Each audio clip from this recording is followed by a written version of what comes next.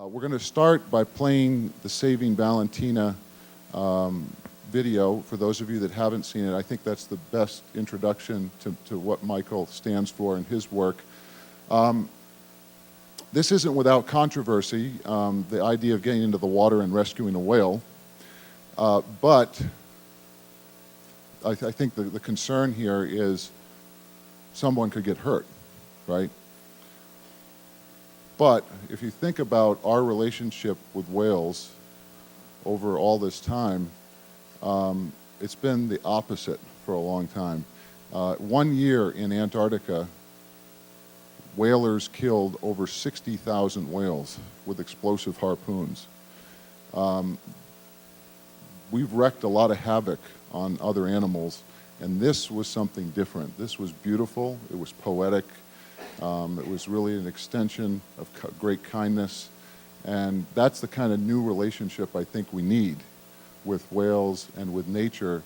We need to change our attitude, and hopefully this film is playing a big part of that change that we need, so people realize how important it is that we protect these animals. So if we could cue up the video.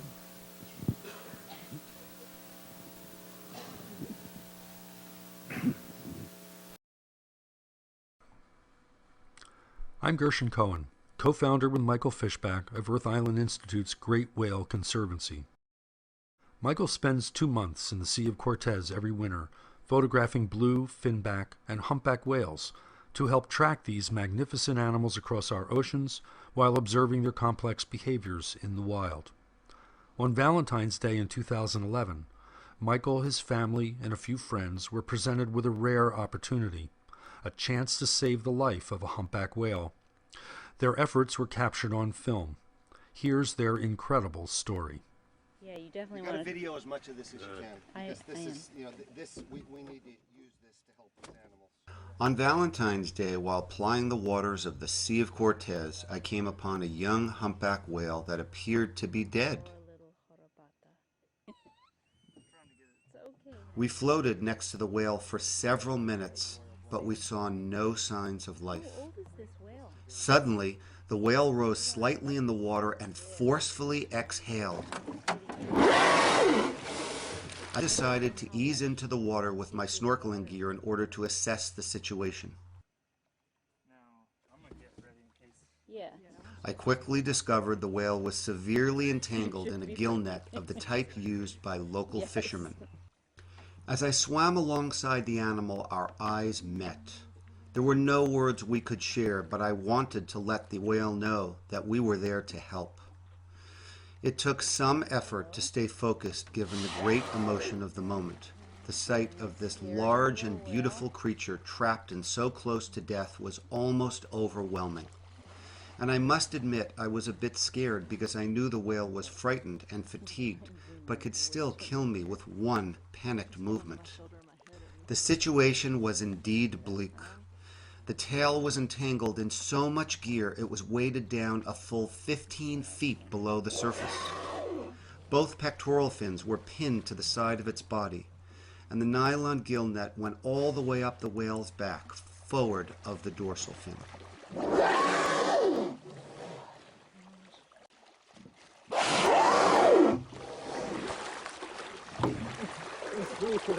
He's freaking out. I got his dorsal fin free. That's it. His pack and his flukes are screwed. I made a bit of headway, but it seemed too great a task, so I went back aboard to radio for help. We were told that perhaps in an hour someone else would arrive, and we all knew that by then it might be too late. While I was working around the pectoral fin, my boatmates George and Wero had managed to get some of the net pulled over the side of our panga. I came back aboard and we pulled and cut the net as fast as we could. We were maneuvering the boat into proper position with a paddle and only had one small knife, but after great effort managed to free one of the pectoral fins.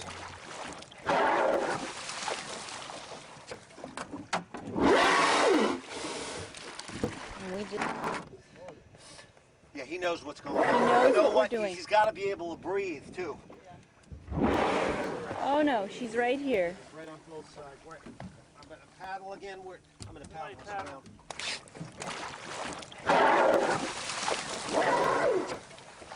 Sensing a spark of freedom, the young whale started to swim, taking us on a Nantucket sleigh ride through the Sea of Cortez for about a half of a mile. Backwards We are ride. being taken for a ride by a whale. No, you're good, you're good. Just make sure none of us are entangled. The Yeah, whale let's- eventually tired and came back up right underneath us. He's thinking of other. We continued to grab more and more net and haul and cut, and after nearly a half hour, the other pectoral fin came mostly free. Closer to the whale, otherwise he's still gonna have all this crap on him.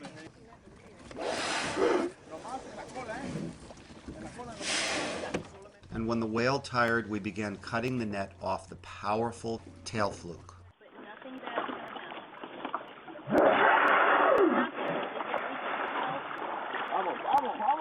Come on. Oh my God, the fluke is upside down now. Oh really? She's trying to sound. Watch out, watch out, watch out. Let it- Hold it, hold it. No. Grab that pipe, grab that pipe. I got the pipe. I got the pipe. It's okay, hon. Get it down below, get it down below. You gotta use the fulcrum. Yeah, I am. I got him. I got it. I got it. I think you might need to cut it and let her go with it. Finally, after about an hour of exhausting work, we decided we had enough net aboard to make the final cut. We were hoping enough net was off the fluke to free her. Cole is free. The tail is free. Okay, cut. Cut. Cut. Cut. Cut. Cut. Keep going.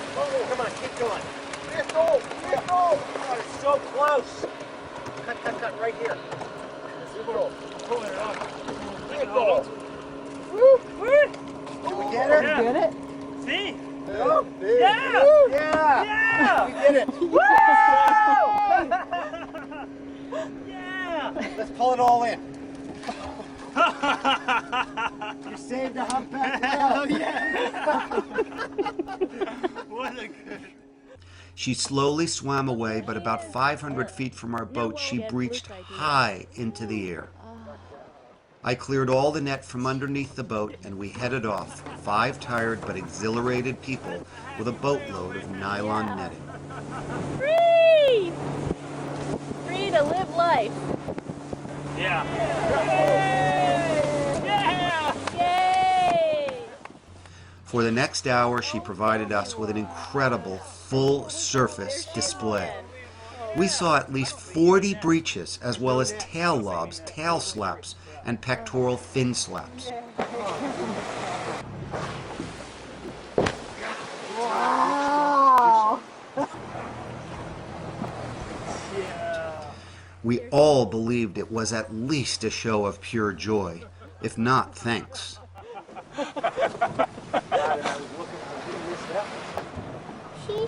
Mommy, I know what she's doing. What is she doing, hon? She's showing us that she's all free. Yeah.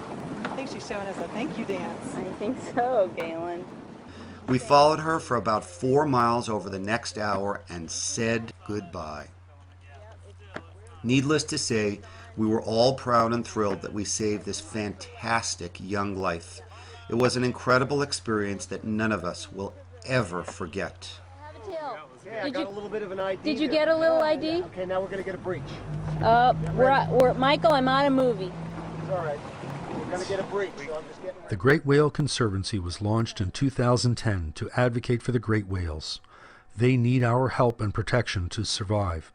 To learn more about our current efforts and find out how we can work together, please call or email us and visit the Great Whale Conservancy website.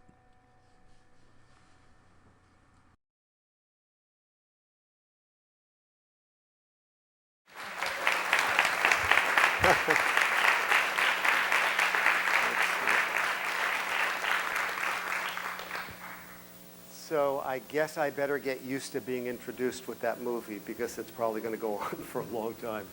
It was a great day. It really was an incredible experience. And yeah, seeing whales for so many years and then seeing one swimming in the ocean whose life you just saved it's very different and a very beautiful and connected feeling.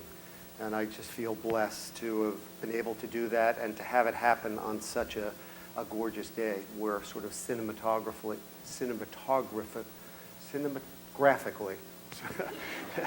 it looks so good. Anyway, I'm going to move you all onto the Sea of Cortez, which is a place that I've been going for the past 16 years. It's a place that I love dearly. It's where we saved Valentina this past Valentine's Day on February 14th. And it's a place that I bring people to every year. The public is invited to join me for a week at a time. And it's also a place where my most beloved whale, which is the blue whale, the one that I've worked with the most over the past 19 years, has very, very critical habitat and is in need of help in that habitat.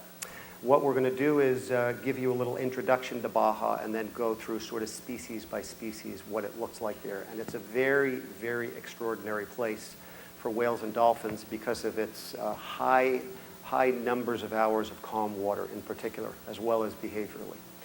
So let's see. People come to Baja to get close to the whales. This is my, at the time, 5-year-old son, Galen, who on his first day there picked up one of the whale bones in the yard to build his annual sculpture that includes whale bones and other things from the desert in the backyard. It's also a great place for lovers to go. And it's a great place to bring the kids. It's a blue whale, mother and calf. It's a great place to hang out with friends that are different species than you. Bottlenose dolphin bow riding a fin whale, and we get lots of fin and blue whales being bow ridden by dolphins in Baja. It's seen weekly, almost every week. Some come to Baja to laze around and do very little and just hang out on the beach, but others choose a more active vacation.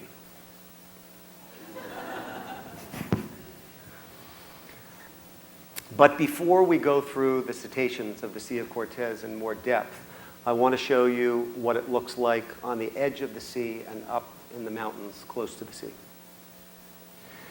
This is a somewhat typical lunch stop for us. We use pangas. If anyone's been to Mexico or Latin America, they've probably seen the 25-foot fiberglass hulled boats that are powerful as heck, outboard motors, wide open to the elements, fit about 6 or 7 people in them. And this is one of the places that we typically go on an island and have lunch, snorkel a little bit, hike around, look at the scenery, beautiful scenery.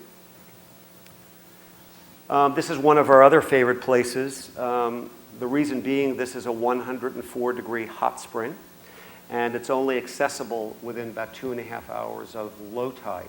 After 2.5 hours passes, this little neck here gets covered. What's really nice about it, you might think, well, you're down in the tropical regions or subtropical regions, and why would you want a hot spring? Well, the Sea of Cortez is pretty cold. It's a pretty cold body of water, which is good for the whales. But when people go snorkeling, they get quite cold. So it's actually really nice to have lunch here and have a snorkel. The snorkeling is magnificent in the Sea of Cortez, and then to go into the hot springs. And often blue whales are within a mile of this area. So it's a lot of things quickly. Blue whales, lunch, snorkeling, hot springs, blue whales. And only an hour and a half has gone by. The largest cactus species, let me start by saying I have a great interest in nature as a whole. I obviously love whales very much and cetaceans very much, but I love all aspects of nature. I'm a pretty avid birder. I pick dozens of pounds of wild mushrooms and eat them every year. I'm into wild edibles. I'm into plants in general, and I just love all aspects of nature. So I really love the hiking here because it's the Sonoran Desert. It's Zone 6, the southernmost zone of the Sonoran Desert, which is the lushest desert on Earth. Arizona is part of the Sonoran Desert. And here in Baja, we have the most species of cactus of any place on Earth, and we have the largest species of cactus on Earth, which is the cardone. This is a cardone, and it's a close relative of the saguaro for those of you that have been to Arizona, but it's a different species and it's bigger.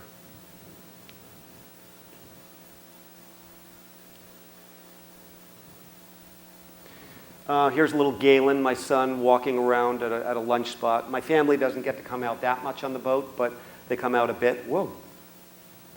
What was that? Oh, I know why that happened. I think there was a delay. Yeah. The reason I put this picture in is because the rock in Baja is very much a conglomerate. It's as if all of the rocks that were there just got smashed together. And very often when you pick up a rock to bring home, even if it's one that fits in the palm of your hand, there's 20 or so other rocks embedded into that rock. Not a lot of stable rock there. There's a lot of big, beautiful mountains on shore, and it's my belief that many of them have never been summited because it's extremely dangerous to go. I mean, you can't rock climb there. There's a few veins here and there where you could maybe get a piton in, but it's really, really unstable rock. So it's neat to be out on the water and look up at these mountains and think this landscape looks probably the same as it did 20 or 30,000 years ago, and a lot of those mountains have never been summited by a human being. That's cool, because you don't get to have that in very many places in the world anymore. A little delay there. Okay, one last view at another one of my favorite lunch spots. There you can see maybe 3,500 foot of peaks right on shore.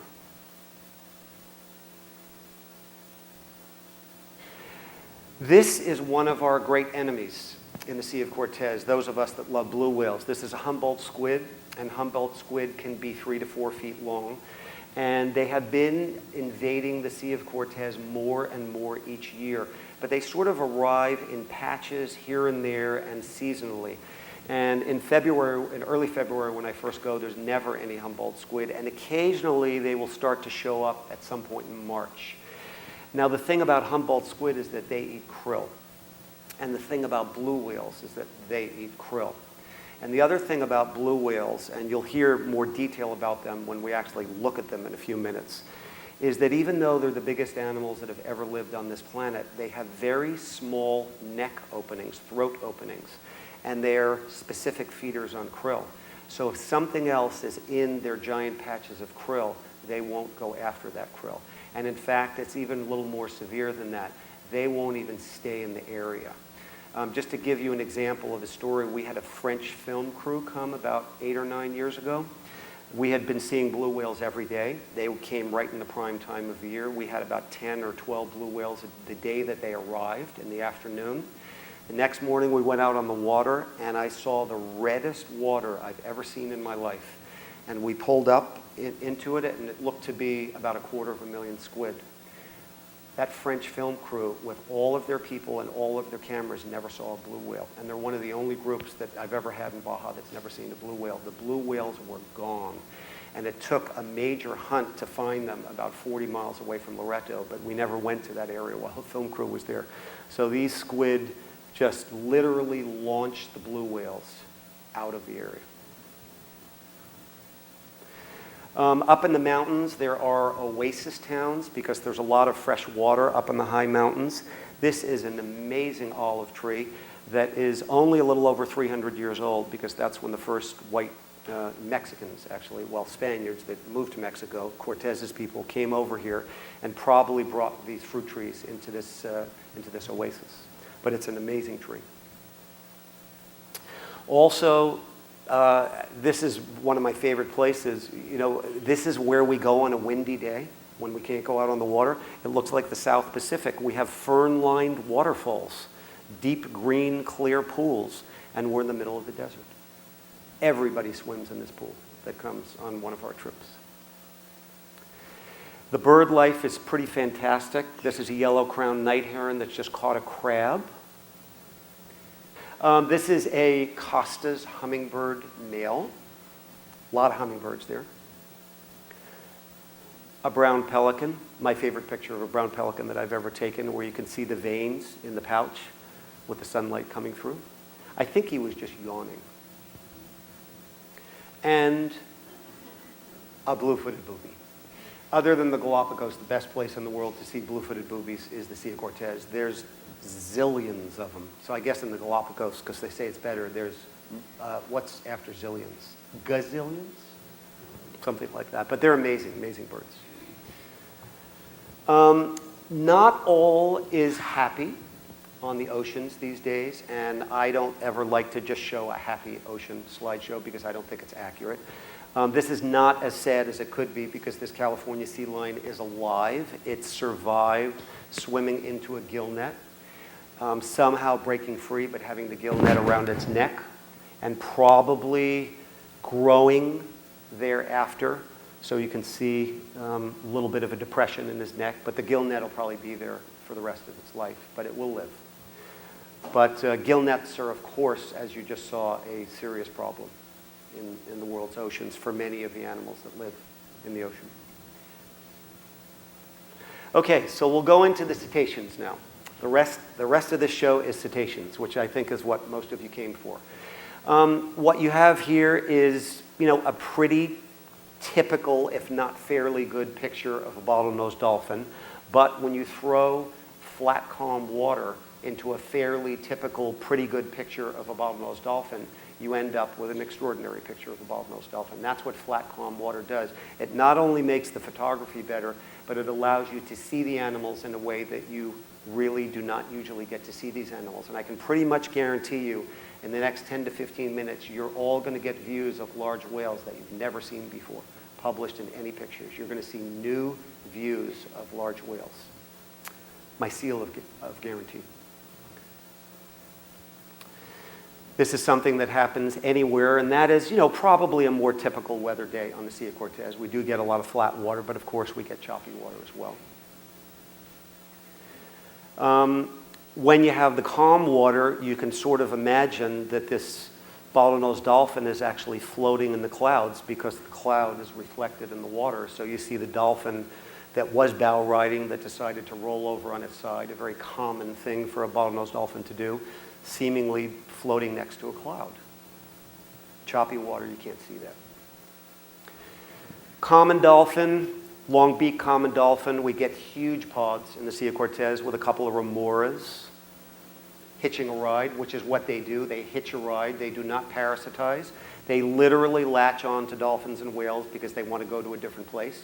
And if they go on a hyper common dolphin, they don't have to expend any energy. When they're ready, when they like where they are, they just let go. But the dolphins can't get rid of them.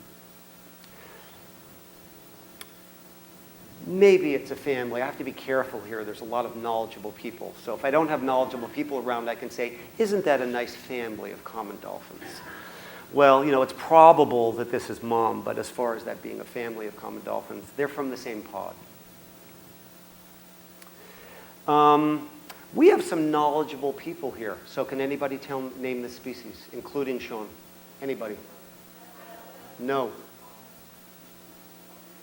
No, not false killer whale. Is Sean here? Can you name it? Struggling. This is the best place in the world to see an animal that's very hard to see. The two best places are South Africa and the Sea of Cortez. Other than that, they never come inside a continental shelf anywhere in the world, as far as I know, unless they're sick or injured. This is, I'll give you a clue, the smallest whale species in the world. Dwarf sperm whale. And we have dwarf sperm whales, actually, that's Kogia simus, and my boat name is Kogia, because I tend to find way more dwarf sperm whales in the Sea of Cortez than anybody else that works there. So it's sort of like a joke, and my boat name, when I'm called, is Kogia. They are maybe about 7 feet long, but they're a full whale. They're a very deep diving whale. They've got a nice thick melon, and they're really skittish around boats. It's really hard to get a picture like this. My strategy has become get about 50 meters away, turn the boat off, and try to paddle in really gently, and it usually doesn't work. But last year, this happened. So it's kind of neat to see an animal that people don't get to see very often. I've only seen one right whale, and I've never gotten a good look at a beaked whale in my life. But Kogias, dwarf sperm whales, I've seen many. This is what it looks like when one dives. They have sort of odd dorsal fins. If you want to know what it's like to find one, if you're ever there or somewhere where you might see one, it's like you're looking at a dolphin, but it isn't a dolphin and it's logging. If you think you're seeing something like a bottlenose dolphin, but it's not behaving like a dolphin, and you're in a place in the world where you might see a dwarf sperm whale, it'll be probably a dwarf sperm whale. They're about the same size as bottlenose dolphin, maybe a little smaller. Okay, so here I am in Maine showing people pictures of humpback whales. Sorry, they're part of my slideshow. Sorry. Sorry to bore you for a minute, but we do have humpbacks, as you saw earlier, in the Sea of Cortez. And the best humpback areas in the Sea of Cortez are the southern Sea of Cortez, both on the Baja side and the Mexican mainland side. In the works right now, serious works, is 2 sanctuaries or marine protected areas for humpbacks, 1 on each side. I hope they happen, and I am pushing as hard as I can with the Mexican researchers that I know almost all of them to do the same thing for blue whales up in our area. So what we tend to get, because we're about 250 miles north of the southern part of the Baja, we tend to get juveniles. We get a lot of juveniles, which is why we're an entanglement place. You know, curiosity, inexperienced, juvenile, they all go together. And you throw fish gill nets in, and you've got a bad situation. We do get adults. In 16 years, I've seen 2 cow-calf pairs. I'd say over maybe 2 out of 3 are juveniles. So we'll get some big adults, but mostly it's the juveniles that are not interested in what's ever going on down south. And they come up to our area because there's a lot of food. So a couple more pictures of the species you know. Again, here we have a very average breech picture of a humpback whale. But when you throw in a flat, calm day and you put in a pretty close to a reflection of a breaching humpback whale, you get a picture that is a little bit more than an average picture of just sort of a half breach of a humpback whale. And that's a pretty good breach even for Maine. And that's Valentina. And this is Valentina. I'm finding this a little dark from my angle. I don't know if you're seeing the same thing that I am, but the pictures look a little dark to me. Anyway, this picture is lighter. And you have Valentina's photo ID. This was sort of a slow motion headstand with the tail up in the air.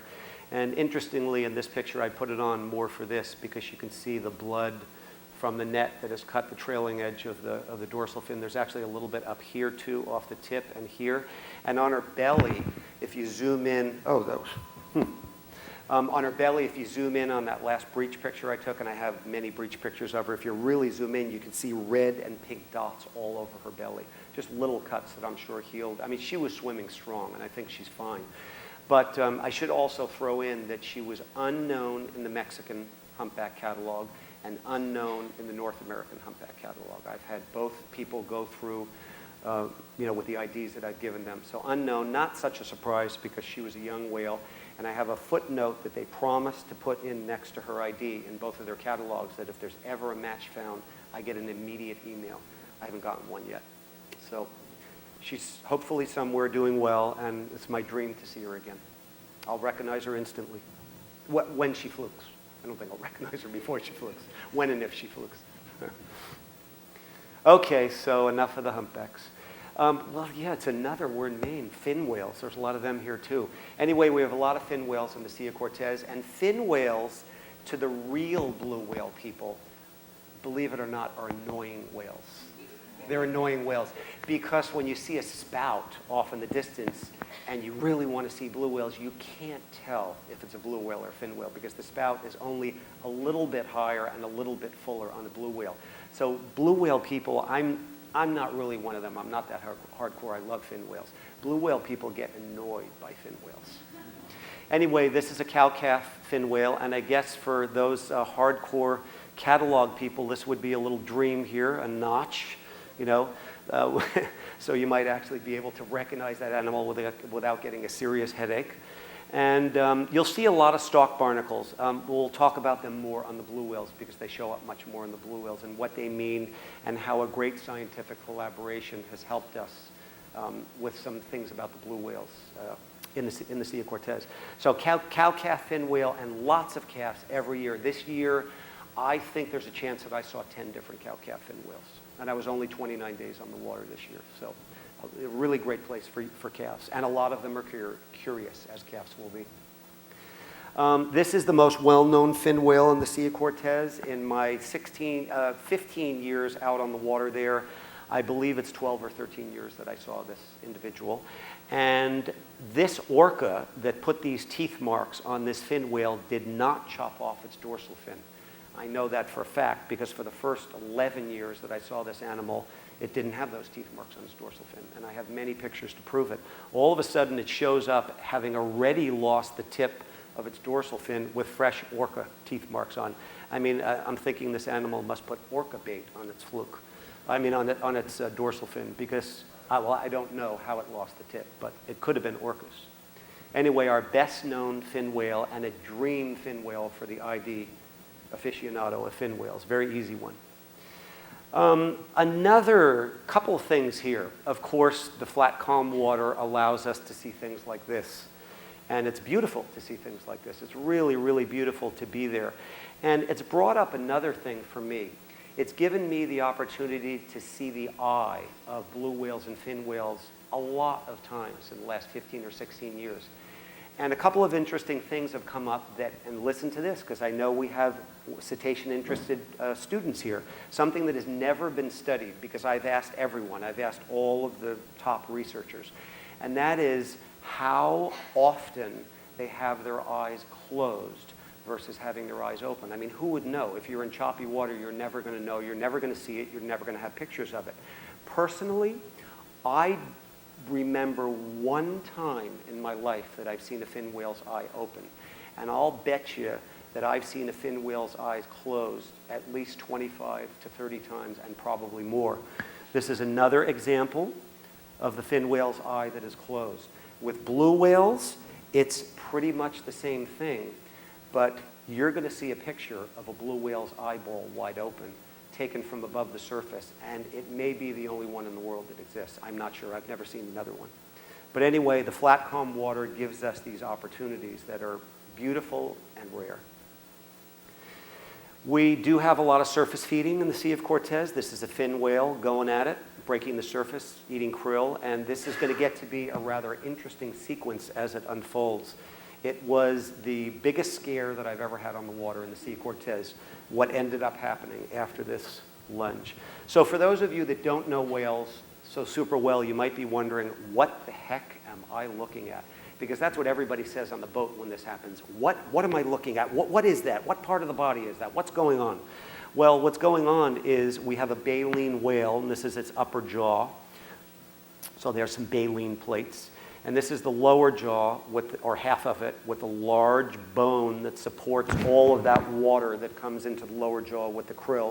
In the case of a blue whale, it can be as much as 4 tons in one gulp. So it better have, like if you're a builder, a big joist to support all of that weight. Otherwise, the water is going to rip out its neck and its throat.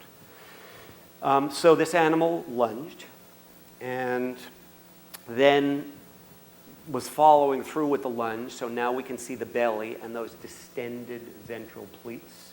We can also see the pectoral fin full of stalk barnacles in this case with this individual. And then I was thrilled with seeing that and seeing sunlight into the lower jaw and thinking that the whole thing was over as I was standing up on the bow of the boat with the boat stopped. And then I got the scare of my life, and I literally, I don't have words for it, but it's one of the biggest scares I ever got in my life, and this is what I saw about 30 seconds later.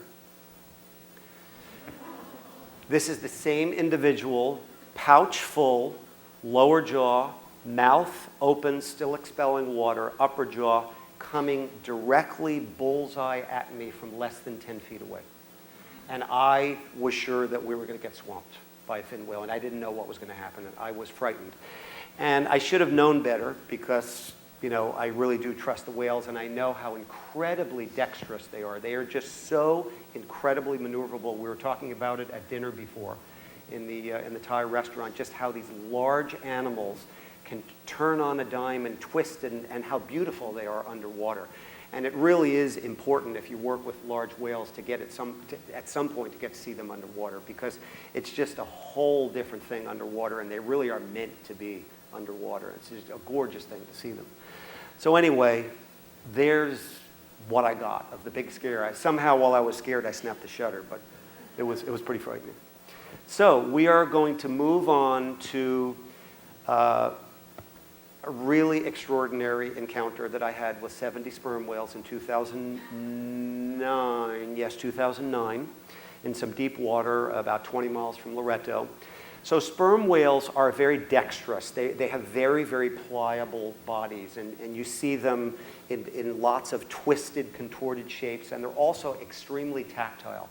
They touch each other a lot. They roll over each other's bodies. We had at least 10 times in this encounter a sperm whale roll over another sperm whale and bump into our boat, and we have a small boat, so it was kind of interesting. And they are also the only whale, as far as I know there's a very knowledgeable crew here. I don't think the dwarf or the pygmy sperm whale, the only whale that has a blowhole on the side of their head as opposed to the top of their head. Is that true? Are they the only one? Yeah, they're the only one. So their blowhole is 45 degrees left side. And when it's calm out, or close to calm out, you know you're looking at a sperm whale even if you're miles away, because you see this bushy blow come out sideways like it's a windy day, and it's not windy. If it's windy out, you can't tell. So as things progressed here, we got some really incredible looks at sperm whales. When they dive, they have a dorsal sort of hump or ridge. They don't have a dorsal fin. And it's real bumpy, and there's a certain moment when they dive that it sticks up, and it's kind of scary looking. I mean, if you didn't know what this was, and you were on the water and you turned around and you saw that sticking out of the water, you know, I think you'd be scared. I think you'd be pretty scared. I know I would. This is the tip of the head of a sperm whale. I think it's my closest E.T. shot that I've ever gotten.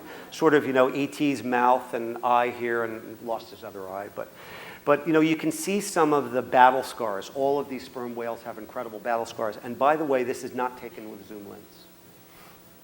I had my zoom lens off early in this encounter. They were too close. So this is a really incredible opportunity, combining this picture with the next picture, to see how big the heads of these animals are. So I want everyone, including those of you that are knowledgeable about whales, to try to imagine what percentage of the sperm whale's head you're looking at here as you look at the tip of the sperm whale's head. So just get in your mind's eye an image of how much bigger would the head be if I could see the whole thing than that. Okay, ready? You were looking at this right here. That's what you were looking at. This head of this curious sperm whale holds the biggest brain in the world by far. There isn't another brain that comes close. A blue whale's brain is not close to a sperm whale's in size. And when you look at this picture, you can start to see that there's a lot of room for that brain in that head. That is a big head.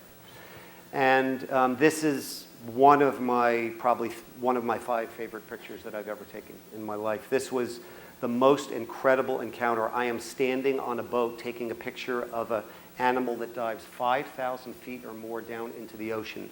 And it is swimming around my boat. It took 3.5 minutes to do a 360 around our boat in water that didn't even have a ripple in it. And it was just amazing. I saw every angle of this whale. Sperm whales parallel park. Some of you may have seen this in other pictures. They parallel park. They actually do a better job of parallel parking than this. I have better pictures of them sort of symmetrically, but I have more individuals in this picture, so I put it in. And you know, you're sitting there and you're watching this, and you're trying to figure out what's going on. And you just don't have a clue. You know, you can't. You can sit there probably for the rest of your life. You don't have a clue. Well, I didn't know Hal Whitehead, and those of you that work with whales, probably most of you have heard of him. I think he's considered to be probably the leading expert on sperm whales in the world, if not certainly one of the top 2 or 3, but probably number 1. And I made the calls to the people that I knew, and I got Hal's number, and I called him, and he took my call, and I told him, who had given me his number, and we talked for half an hour. And I'm not going to tell you very much about the talk, except that I'm going to tell you about the last thing of the talk. The last thing of the talk was, oh, Hal, I forgot to ask you. There was something I meant to ask you, and I forgot. That thing about them parallel parking, or just being next to each other in this parallel formation, I forgot to ask you why they do that, because of course you would know. You're the expert on sperm whales. And Hal's response was, I've been working with them for, I think he said, 27 years. I've seen that hundreds of times. And I can tell you unequivocally that I have absolutely no clue why they do that. So there you go. We don't know. And there's so much we don't know. So here's another great whale with its eye closed under the surface of the water, the calm water, giving us a view that you could never get unless you were swimming with a sperm whale, but I wasn't. I was standing on the bow of the boat, looking at it emitting bubbles and seeing the bubbles reflected on its body. Things that you just don't get to see with sperm whales, but I was looking at. And there's more. This is a sperm whale doing an imitation of a russet potato. And one of the things that I did ask Hal Whitehead, I'll refer to that talk again, I didn't plan to refer to it twice, but I did ask him, so do you think that they are the weirdest shaped animals of anything you've ever seen in the ocean? And he said that he thought they probably were. And I didn't know that a sperm whale could look like that. But I mean, to me, if you got a big Idaho russet potato and you carved a sperm whale's head in it, you'd have a sperm whale, in this case anyway, because that really looks like a russet potato to me. And then when the same individual turns a little bit, it can look like that. Not at all like a russet potato. But in some ways, you feel like you can get to know them a little bit, these mysterious, deep-diving animals. You can look at these pictures, and that's why I love them so much. I feel like I got to know them that day for the first time. I'd seen them before, but I'd never really gotten to know them. So anyway, goodbye sperm whales. Hello blue whales.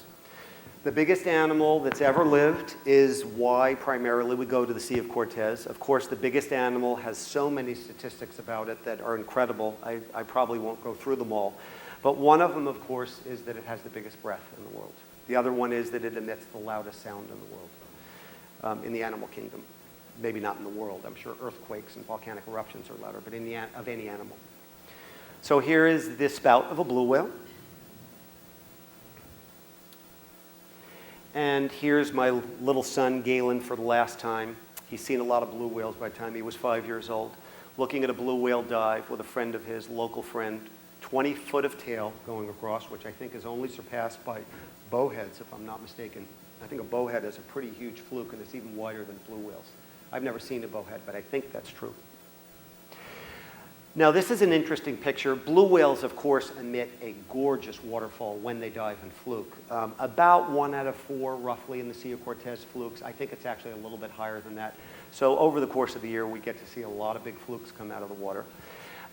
What I like about this picture is that it looks really big, doesn't it? It looks really big. And yet, it's the absolute smallest, most tapered down part of a blue whale's body. It's the caudal peduncle. A great word. People love that word that don't know whales. Caudal peduncle. They just latch onto that. Oh, the caudal peduncle. It really is the caudal peduncle.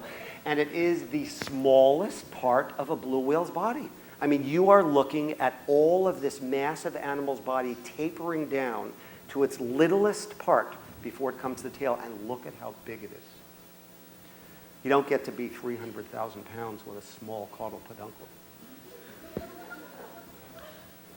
So we occasionally get pretty close to blue whales in the Sea of Cortez, hopefully not closer than this.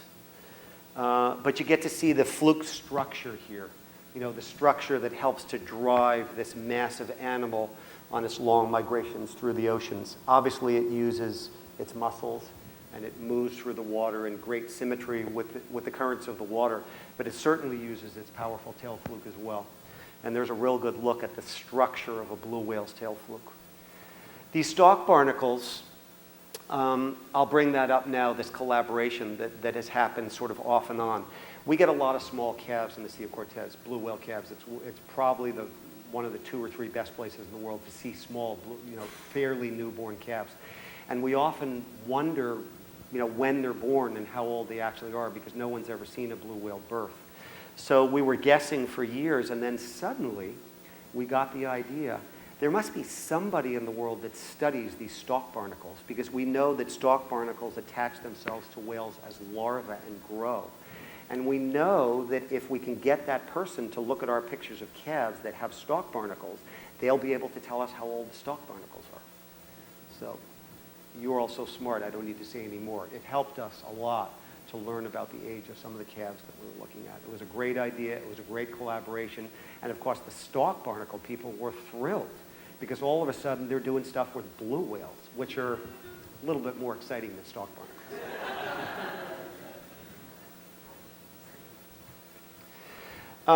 We identify blue whales by a pattern of pigmentation that they have on the side of their body. They all have it.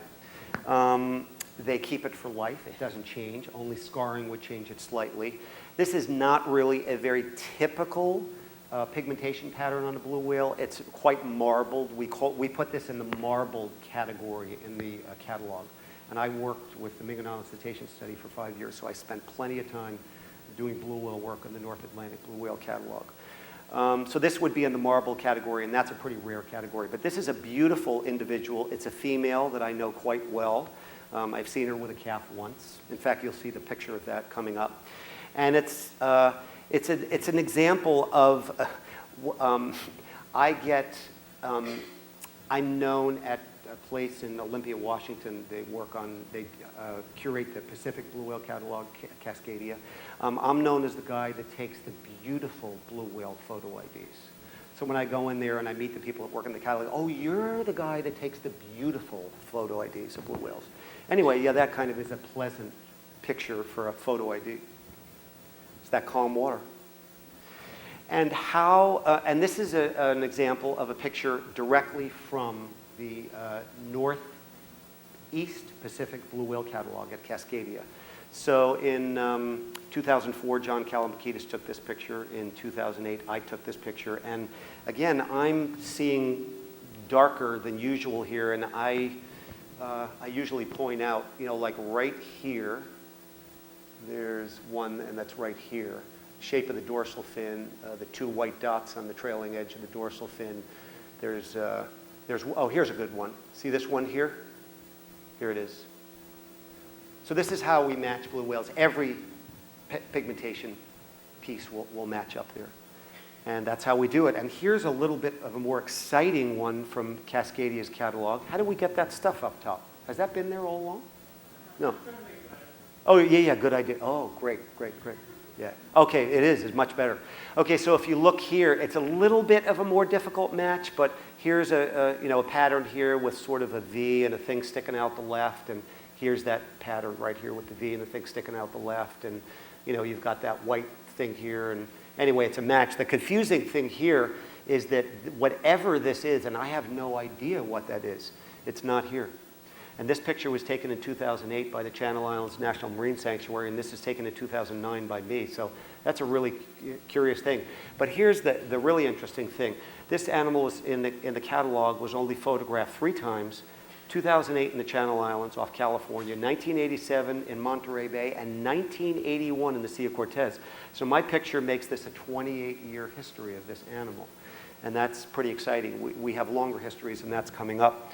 We'll talk about that in a second. Something came to my mind, but I forgot what it was. This is a very atypically marked blue whale, but a very famous and a very important blue whale. In fact, to Richard Sears, who is the father of blue whale research, this is by far the most important blue whale on the planet. Why would that be? Well, the reason that is because this is the oldest known blue whale on Earth. Now, everyone, when I say that, always asks me, how old is it? We have no clue. What we do have is a picture of this animal, that a lucky shot that a tourist took that Richard got a hold of that was taken in 1970. There's no question that it was this animal, and there's no question that it was an adult in the picture. So we add 6 or 7 years to 1970. We go back to 1963 or so.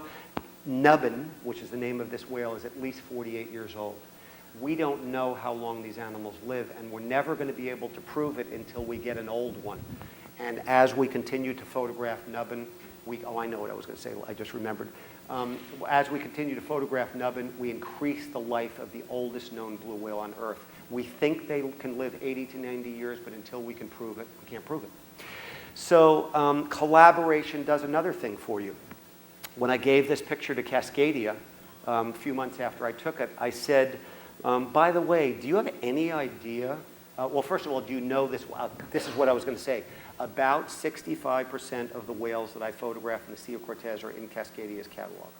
So that means that 35% aren't. So roughly 2 out of every 3 whales that I see are whales that they have seen, probably off the coast of California, although they do have some animals from the Costa Rica Dome, but not many.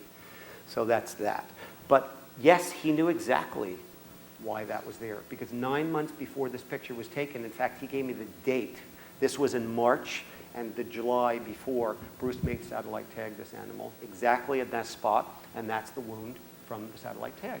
So so that's great. I know that now, and he was thrilled too because he got to see what happened to the healing of the wound in 9 months. So that's collaboration. This is our female that I showed you earlier with the marbled skin with her calf in a different year. And this is one of my favorite whales from Baja. It's called Machete. And I've known, this is from this year, and I met Machete in 1997.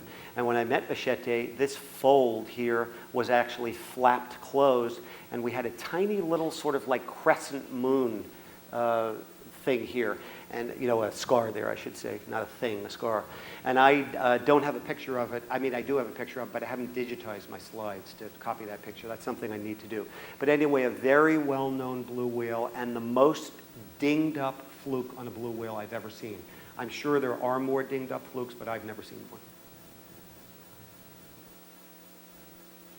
Okay, this is a calf from this year. This is much more typical pigmentation than anything that you've seen before. If I was to pick a blue whale that had sort of a classic pigmentation, it would be close to this. So again, all of these dark and light patterns will be there for life. Notice something. There's no blue on a blue whale. They look blue when they're under the surface of the water. It's all silvers and grays above the surface. Not a drop of blue, nothing that even looked remotely blue. But it's a blue whale. This particular calf's a little lucky to be alive because an orca probably within the last 2 to 3 weeks got a hold of it and got a pretty good hold of it, unless it was 2 orcas. Whether it was 1 or 2 or more, this young animal, first-year animal, is lucky to be alive, but it clearly survived the attack and was doing fine, was with its mom and was doing fine. This is what I like to say about this picture is a couple things. Number one, no matter what kind of a person you are, no matter what kind of a mood you would have been in on this day, no matter how reserved or excitable you might be, had you been on the boat with me when I took this picture, you would have screamed when the whale came up and breathed, I guarantee you. Because when you're this close to a blue whale and it comes up and breathes, it sounds like a bomb has gone off. And you are sure that that animal wants to kill you. And then you slowly realize that it's just that big and it's breathing. Imagine the humpbacks that you see out here, and imagine an animal that is close to 4 times the mass of those humpbacks. And actually, I think in a lot of cases, is 4 times the mass of those humpbacks. Twice as long as the big adults, and 4 times the mass. It has got some powerful muscles up here, and when it lets go of breath, and you're nearby, it's serious. One of the other things, or 2 other things, we have a little remora here. We do see them on blue whales, and we see the vertebral processes sticking out of the back. That is not something that we typically see. And as time has gone on, we have come to learn that it is almost always a nursing female. When we see the vertebral processes sticking out of a blue whale, there's a calf around. It's mom, she's nursing. How much does she give to that calf per day? What does a blue whale calf gain per day? Well, you know what? You can't get to weigh 300,000 pounds by gaining 5 pounds a day. I got news for you. We're talking about 210 pounds a day. We're talking about a ton every 9.5 days. And we have a lot of times down there where we do see cows and calves 9 days or more apart. So it's kind of interesting to look at the calf and just imagine that it's gained a ton since the last time I saw it. Yeah, to get up to 300,000, you need to go 200 a day.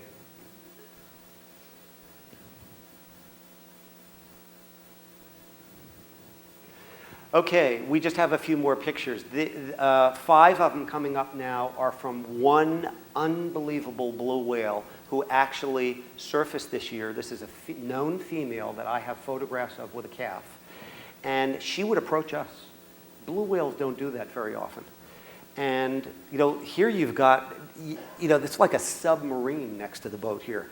And you've got probably another 25 feet that you're not seeing behind here.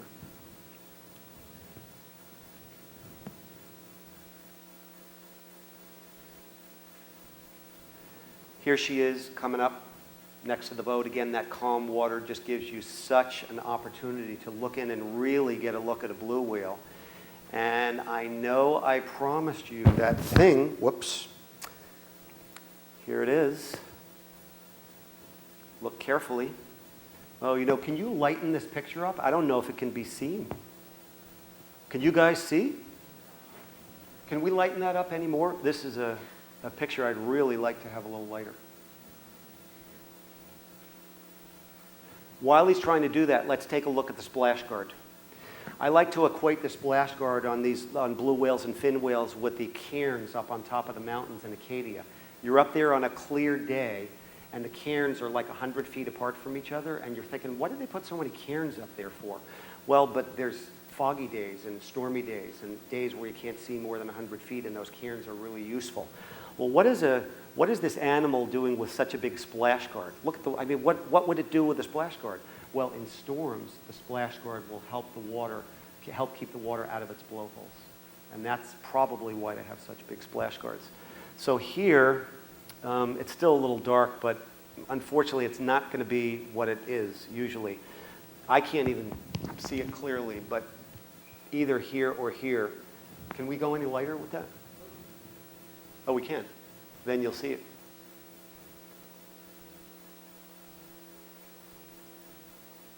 Keep going, keep going. Okay, here it is. Got it? Everybody see it right there? Wide open eyeball on a blue whale.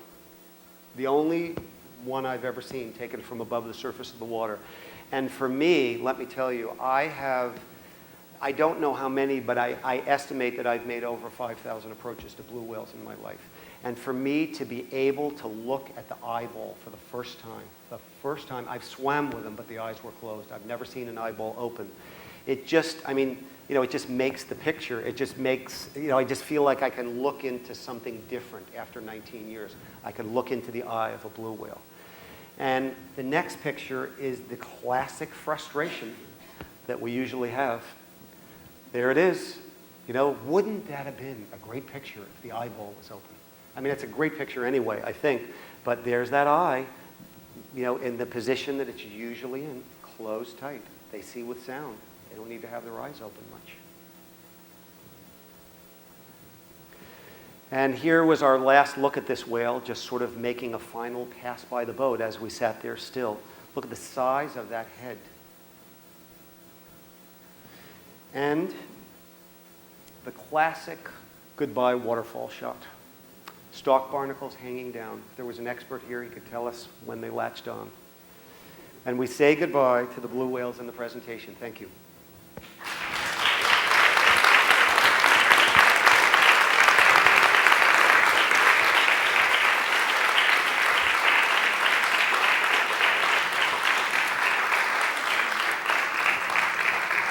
So we could probably crank the lights up. So thanks a lot, everyone. I love doing this, especially in front of an appreciative crowd. And I really must tell you that one of my favorite parts of doing this is getting to speak with people afterwards. And if people need to go, that's fine. But I do not need to go.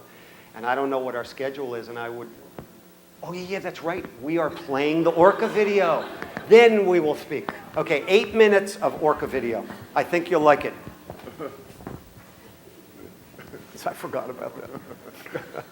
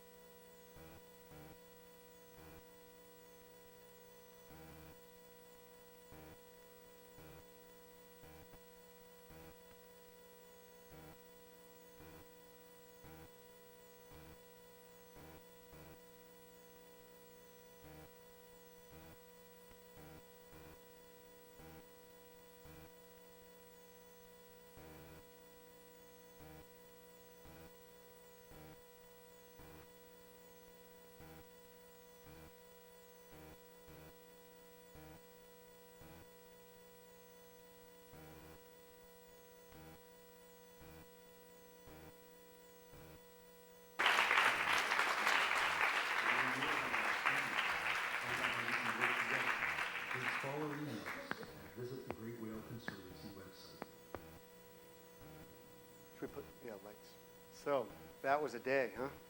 God. I told someone they were going to get a good look at orcas. Who was it? You happy? You happy?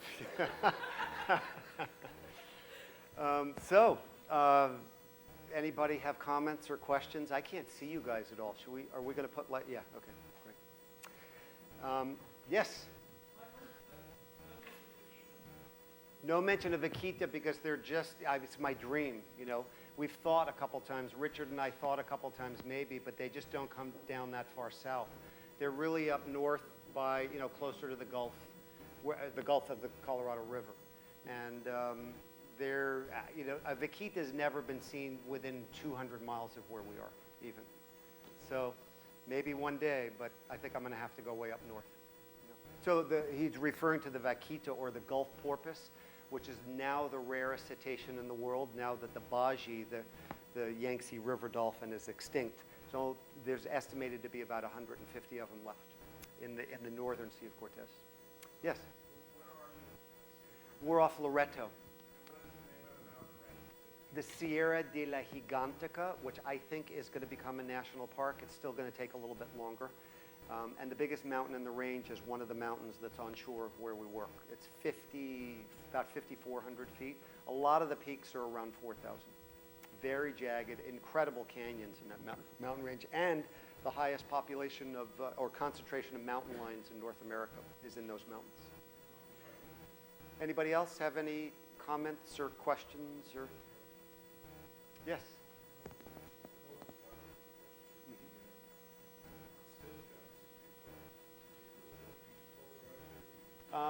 You know, I always have a polarizer with me, and my guess is, because I'm so busy doing other things, I don't pay attention. Sometimes yes, sometimes no.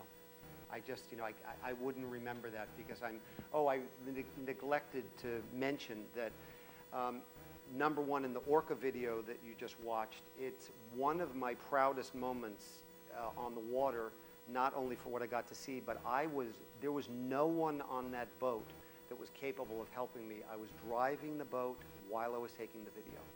Nobody ever held the wheel of that boat, and nobody ever held the video camera. I did all that, and I think, you know, driving and videoing an orca kill, I mean, you know, if things weren't quite stable all the time, I did the best I could do, and I'm not often proud of myself, but I was kind of proud of myself for that one. But you know, I'm just so busy on the water. The interesting thing is I usually have a polarizer on my regular lens, and I usually don't have a polarizer on my zoom lens. And a lot of those close-up shots that you saw were not taken with a zoom lens. It was just the animals were right there, and I had to change lenses. So I'm guessing that at least a bunch of the time I did have a polarizer. Anybody else? Yes. Yeah. Oh, this is something that I'm actually very interested in. There's a scientific paper that John Ford wrote about 5 years ago. I'm not a scientist. I don't call myself a scientist. I do a lot of scientific work, but I've never written a scientific paper. But I've been mentioned and thanked in a number of them, and I was in this one. John came up with, I think, a fascinating concept that really relates to the evolution and the natural history of a lot of the large whales. And what he researched was he tried to find out about orca chases, either kills, attacks, or chases. He tried to get data on every one that he could get data on, for right whales, humpback whales, gray whales, and then Brutus minke, fin blue, and sei whales. So we have two different categories of whales there. We have robust whales that have weapons or sharp things on their bodies, gray whales, right whales, humpback whales. And then we have narrow, sleek, smooth-skinned whales, all the other ones. Interestingly enough, in that paper, and I really recommend you reading it, I think it's one of the great papers that I've ever read on cetaceans, 100% of the time, every single chase or attack on humpbacks, right whales, and gray whales, the animals fought. they tried to fight. And usually there's a calf involved. I mean, usually the orcas will go after one of those whales, not always, like in my case, when there's a calf around. So those animals fought every time. 100% of the time, with the smooth, torpedo-shaped rorquals, they ran. They tried to run. That was their defense, was running. They have the smooth skin, they're fast. So this calf was attacked with its mom by orcas. There's no question in my mind that they tried to run. And at some point in time, you know, they're very fast. At some point in time, the orcas got a hold of the calf, but they were not able to finish the job up. And not being there, you know, you don't know whether, I mean, if there's 20 orcas there or 30 orcas there, it's pretty tough for the whale to get away. But, you know, since we don't know how many were there, we really are missing a very important part of the story. But, you know, I had never seen such fresh scars before. I've seen plenty of orca teeth marks on blue whales, but never anything close to as fresh as that. And, you know, the more experienced researchers that I've talked to have. They've seen even fresher and more than that. But for me, that was the sort of the ultimate fresh attack. I think the animal was lucky, you know, or, well, fast and lucky, and maybe the mom helped a little. Anybody else have anything? So the way the orcas kill the whale, do they normally suffocate them? Yes, absolutely. Yeah, absolutely. So they just wear them on until Yeah, I mean, all they're trying to do is suffocate them. And, you know, usually they have to wear everybody out in order to do that. And sometimes they're so worn out they can't suffocate them. But how else are they going to do it? You know, that's the way. you can't bite them. Well, it's pretty hard to bite them. You know, it's just pretty inefficient compared to, you know, if you think about it, all they need to do is get the blowholes under the surface when the animal takes one breath, one time, even early. It's over then. You know, the animal is just gasping for its life. I mean, imagine if you took a big breath underwater and someone was trying to hurt you, you're done for. So that's the strategy. And of course, in this paper, it's postulated that the whole evolutionary history of the large whales is in reaction to orcas. That they evolved and the way that they did and lived their life. Oh, there's a whole nother really important part to that. Really important part to that. Humpbacks, gray whales, and right whales, what do we know about their births? We know where they give birth. We know where all of those animals give birth, because if the calves are attacked, they have a chance to survive because the adults can try to fight. The other animals, we don't know where any of them give birth. Nobody's ever seen a birth. No one's even claimed to have seen a birth that I've ever heard of. I don't know, Sean. I have never heard a claim of a witness of a smooth rorqual birth. Why? They can't afford for anyone to know where they give birth. They have to give birth in different places. We're never going to find that you know, pie in the sky for blue whales that people still talk about, the birthing ground. It doesn't exist. I guarantee you it doesn't exist. They birth unpredictably on migration in different places all the time, so no orca can ever expect a blue whale birth to happen here and be waiting for it. Because if you're running with a calf, you're not going to win usually. In this case, they did, but usually if you have to run with a calf, you're not going to win. So that's very, you know, to me, it's a really interesting thing, that. So, yes, Zach.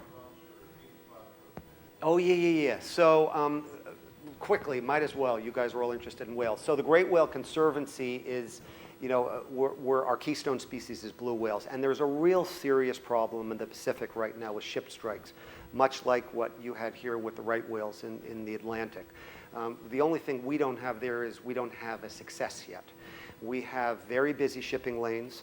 We have blue whales that are voraciously feeding in certain areas that coincide with the shipping lanes. And we have ship strikes. Now, the scary thing about it is that we don't know how many ship strikes that we're having, because blue whales are negatively buoyant. They sink when they die. And yes, if they happen to gas up a few days later, they'll come to the surface. But if a ship hits them and severs any limb, or they get attacked voraciously when they're dead for the first day or two by sharks or anything else, then the gases will escape them. They'll never come up. And the leading scientists that 2 to 3 years ago were talking about 2 to 10 blue whales that are killed for every one that we find, I'm now starting to hear 10 to 20. We don't know how many blue whales are getting killed, but all of the experts agree it's actually a threat to the subspecies. The subspecies being the Northeast Pacific subspecies.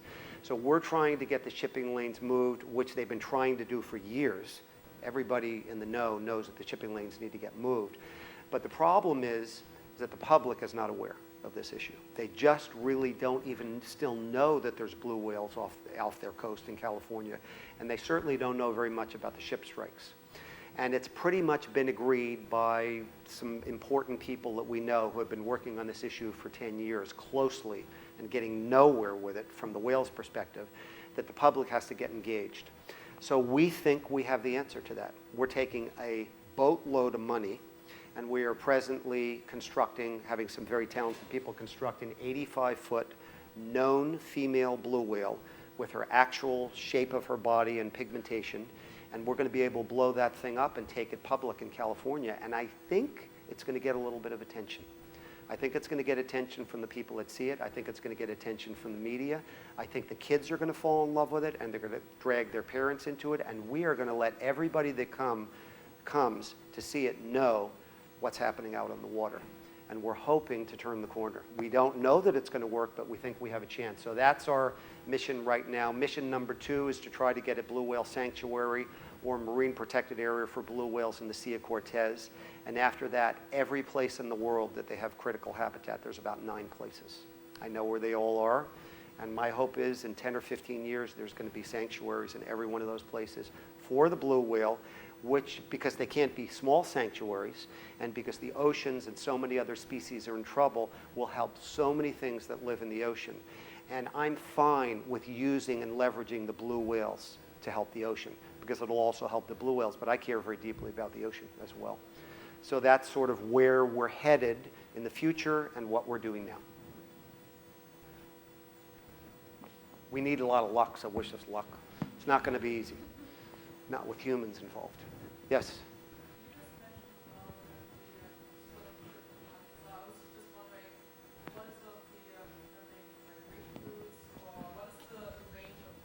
The range of blue whales is global.